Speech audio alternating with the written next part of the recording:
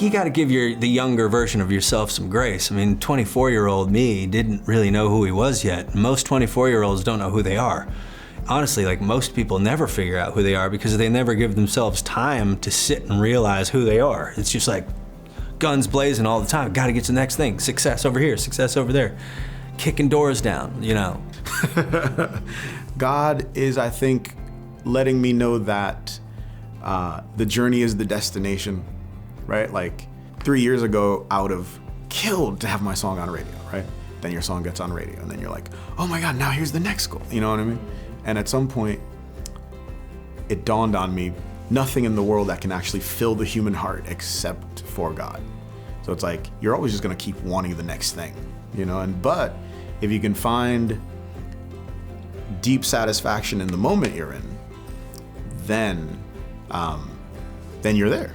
I'm really intentional with the very important things, like, are my kids clothed, fed, bathed, whatever. And some days, that's all I got. That's all I can be intentional with, is being a mom that day.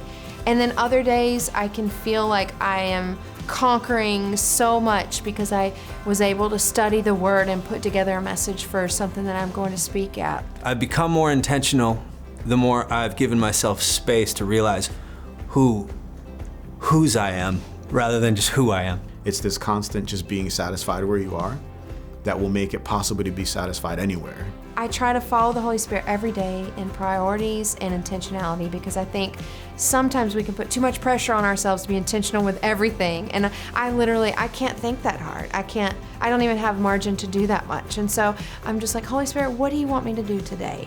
What do you want me to do right now? Quiet, alone time, sitting with God, even if there's no praying and singing or reading, like just intentional time. That brings me closer to who He made me to be.